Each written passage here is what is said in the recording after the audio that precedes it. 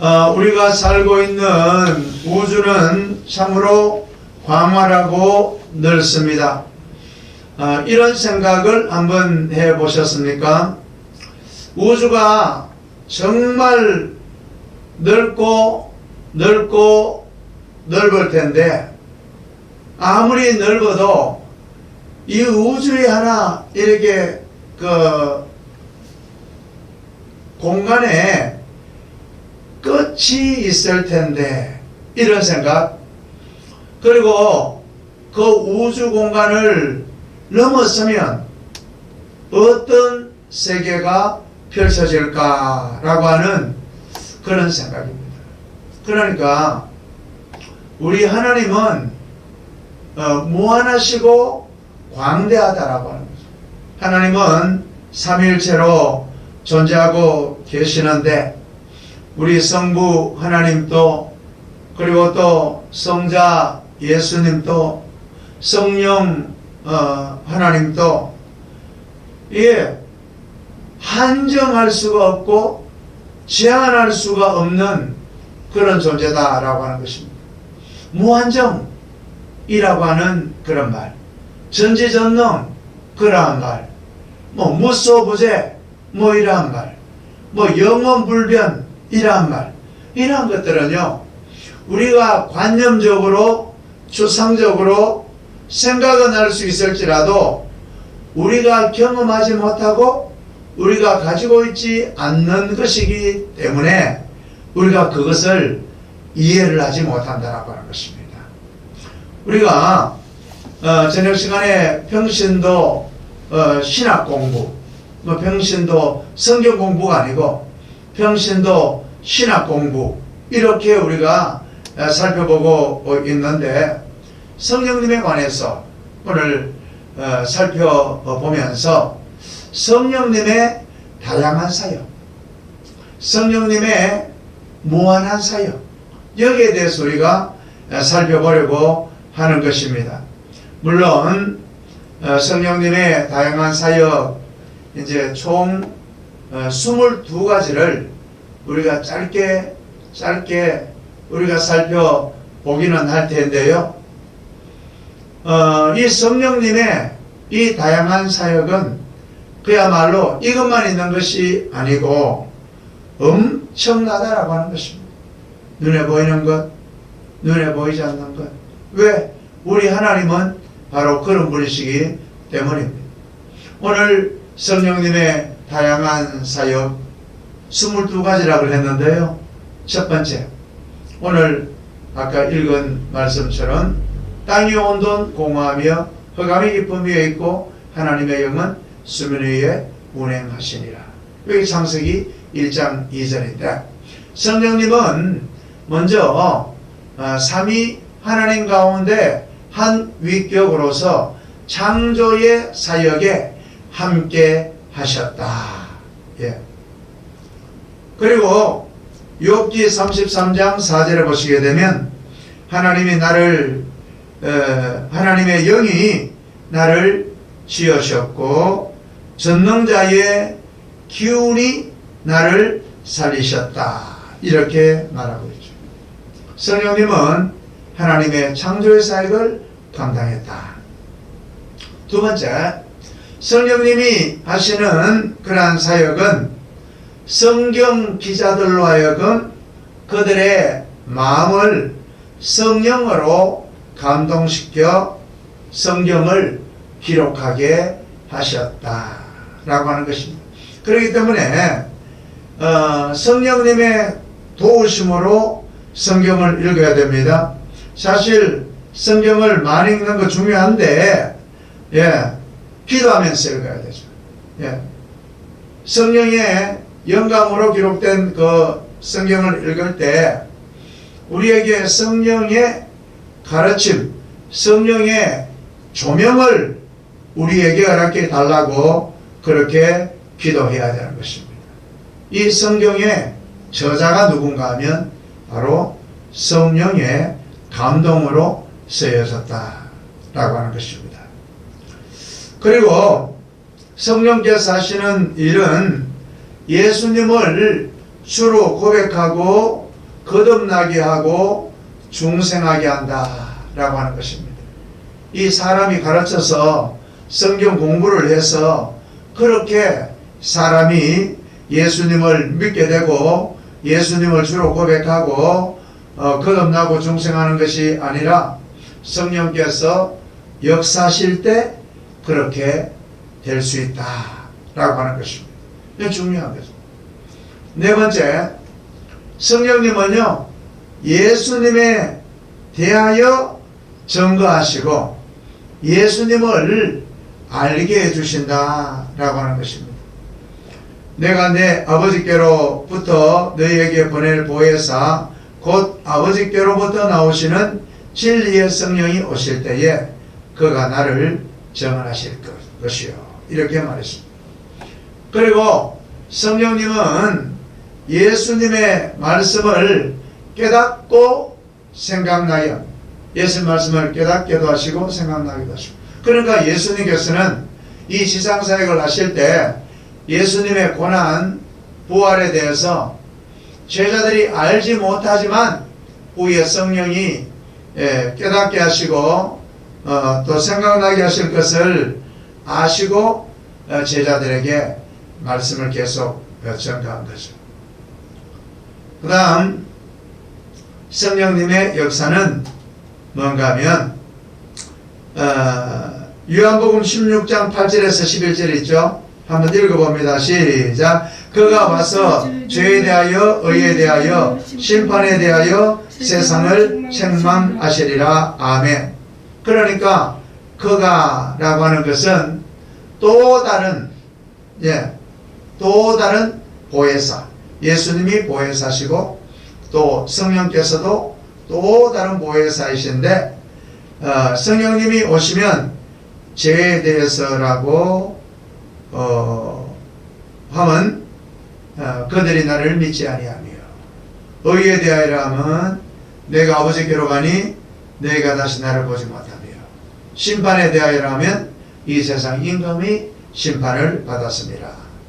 이러한 모든 것들을 생각나게 하고 또 세상을 책망하고 이런 역할을 한다라고 하는 것입니다. 일곱 번째로 성령은 물에 비유됩니다. 그러니까 생수에 비교가 됩니다. 이건 뭔가 우리에게 목마르지 않게 하고 또 시원하게 하고 그렇게 하는데 우리에게 영혼을 적셔주고 영혼에 만족감을 준다라고 하는 그런 의미를 가지고 있는 것입니다. 그리고 여덟 번째, 성령은 신자의 속 사람을 강건하게 합니다. 우리 그 사람 있잖아요. 그 사람은 피트니스에 가서 운동하면 강해져요. 성경은 육체의 연습도 얼마간의 유익이 있다 이렇게 말하고 있죠. 그런데 성령께서 하시는 것은 우리 속사람이 탱글탱글하고 우리 속사람이 아주 견고하고 강건하도록 해준다 라고 하는 말입니다. 그 다음에 성령의 역할은 성령이 친히 우리의 영과 더불어 우리가 하나님의 자녀인 것을 증언하게 한다 라고 하는 것입니다. 그 때문에 성령께서 우리의 마음속에 오시면 성령께서 우리로 하여금 아빠 아버지라고 부르게 한다 라고 하는 말입니다. 열 번째, 성령께서는 성령의 열매, 사랑과 일합과 화평과 오래 참음과 자비와 양성과 충성과 온유와 절제의 열매를 맺게 하신다. 그 다음 성령께서는 우리에게 성령의 은사를 주신다 라고 했습니다. 성령의 은사는 많이 있지만 대표적인 거 고린도전서 12장 8절에서 11절 보시게 되면 지혜의 말씀. 지난 시간에 우리가 다 살펴봤어요. 지혜의 말씀, 지식의 말씀, 믿음, 신유, 그 다음에 능력, 예언, 영분별, 각종 방언 말하는 것, 그 다음에 방언을 통역하는 것. 이 모든 것들은 성령님께서 각 사람의 필요에 따라서 나누어 주는 것이다 라고 하는 것입니다. 성령은 신자를 모든 진리 가운데로 인도하시는 역할을 합니다. 영적인 그러한 일들, 이러한 것들을 깨닫게 해주신다라고 합니다. 성령은 통달의 영이에요. 깨닫게 하시고 알게 해주신다라고 하는 것입니다. 그리고 또 중요한 것이 성령님께서는 복음을 전하고 진리를 다른 사람들에게 전할 수 있는 능력을 부여하신다라고 하는 말입니다. 복음을 전가하는데도 성령의 능력을 받아야 되죠.